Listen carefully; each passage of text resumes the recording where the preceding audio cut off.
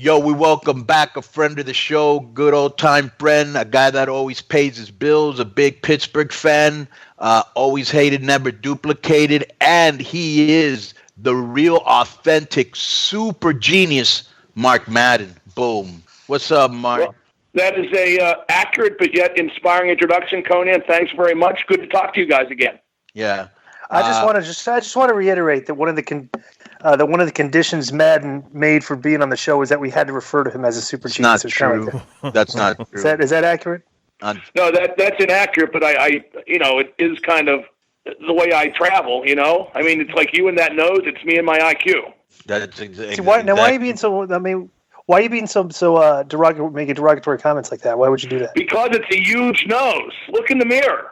Not only that, Mark, I would like to point out that anytime that you have any, like your soccer team loses, your hockey team isn't doing good, anything like that, he needs to go on social media and try to bury you over it. So it's everything that you throw at him is well warranted.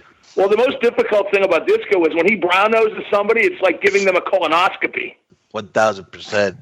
That's not funny. So anyways, one of the reasons that we wanted to get you back on the show, Mark, is that obviously we were all friends with Eddie and Chris. We all saw Dark Side of the Ring. And so we wanted it's a topic that's very, right now since it just came out, everybody's talking about it. So wanted to get your overall views on that show. What stuck out to you the most? Well, I thought it was a very accurate show and very disturbing because of that. There were a few times where I broke down and cried, I have to admit, like when Chris Benoit, when they showed him on WWE TV, just wildly weeping upon Eddie's death. It brought back some memories of, both those guys and how close they were. And the overall thing that I always kind of thought, but the show reiterated, people talk about CTE and the steroids and what made Chris do it. Nobody will ever really know what made Chris Benoit murder his family and then kill himself. But as good a guess as any is that his heart broke when Eddie Guerrero died, and then his mind followed. I think Chris just went quickly downhill after Eddie died, and I think all the things that happened with Chris after Eddie's death kind of confirmed that. I was glad that the documentary told Nancy's story, who was a great performer in her own right and just the sweetest person, as we all know. I was glad that David Benoit, Chris's son by his first marriage, got to tell his story as well, because the survivors like Sandra Toffaloni and David Benoit, they're kind of the living victims in all this. And I thought it was just a great thing, totally cool that Chris Jericho brought Sandra and David back together after all those years. Jericho's a hell of a guy. I mean, we like to mess with him because he's our friend and has been for many, many years. But in terms of doing God's work, for Jericho to do that was just unbelievable, and I give him 10 out of 10 for that. I thought the documentary was really well produced. I thought everybody, except Kevin Sullivan, who declined to be interviewed, but I thought everybody who should have talked on it did talk on it. I thought it was very complete, just extremely well done. And to repeat, it was very disturbing. It was that accurate and that all-encompassing as to be disturbing, especially if you knew Chris and Eddie too. I think for people who looked at it totally from the outside, the disturbing angle might not figure in, but it definitely did for me. Yeah. What stuck out to you, Di? With respect to the CTE, I think that the thing was with Chris. It was kind of like a perfect storm in that like when the football players were coming out and they're committing suicide because of CTE.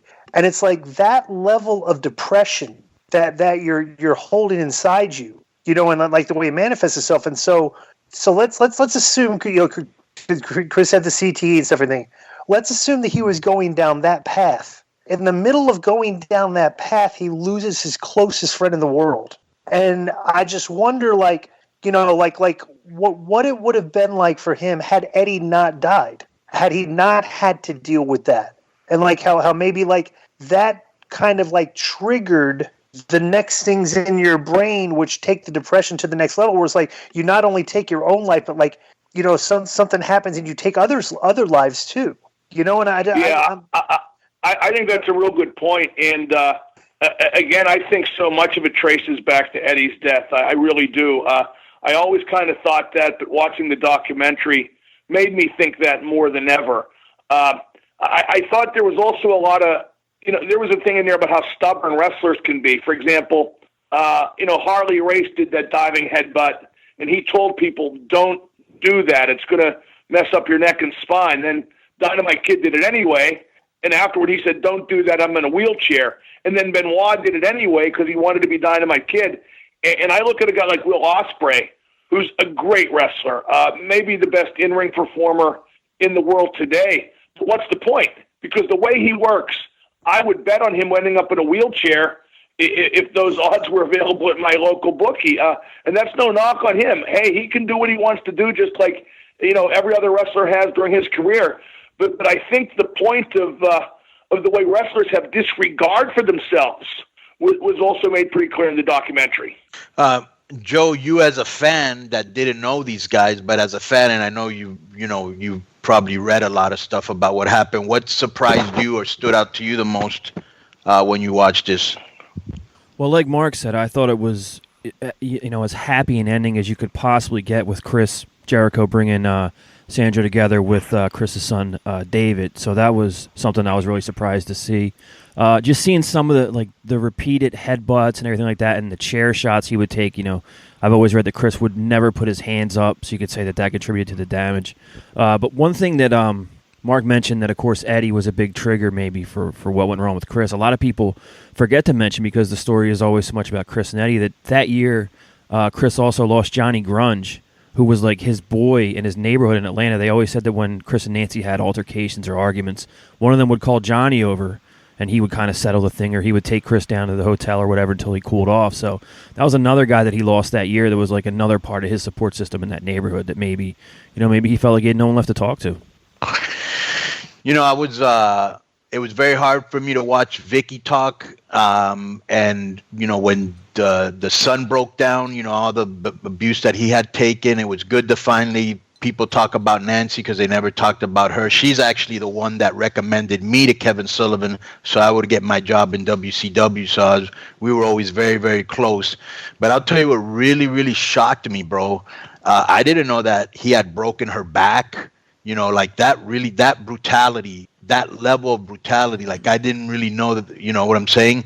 That really shocked me.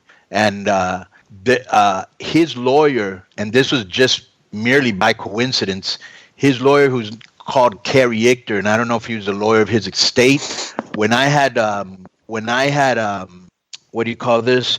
When I had sued TNA, he was my lawyer, and he had Chris Benoit's journal, and I know for a fact, and these texts weren't played on the show, that for a while Nancy thought that he was having an affair with one of the divas, and that was one of the things that was also causing a lot of heat. Yeah, you know what I'm saying? Really, I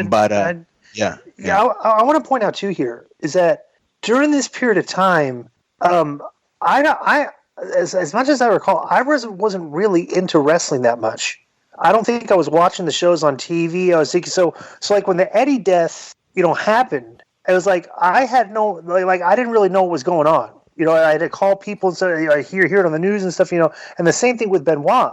It came out of nowhere because I wasn't really actively in the business that much at that point. But I want to add, this is what disturbed me mostly about that. And it's kind of like it just shows you the progress we've made sometimes, culturally there's this thing now where the way we used to live, there's things that we shouldn't have been doing, and then the things that we did. And there was in this day and age, the Steiner brothers would not have been able to bully the locker room like they did, and wouldn't have been accepted like the boys used to just accept it. The Steiners are bullies. That's their gimmick, just, whatever. But the thing that bothered me a lot is today, when you hear, this is 15 years later, which doesn't really seem like that long of a time, but it really is a long period of time, is that how you hear the stories of the domestic abuse that was going on, that let's be honest, back then, it's if somebody got rough with his wife, we didn't really look at it like we did today. You know, like with the Me Too, that's a really bad thing. And I think as a locker room, like a wrestling culture, it's something that we kind of just didn't really take as seriously as we should. But Glenn, how often did we really know if a guy was abusive with his significant other? We didn't, but you'd hear whispers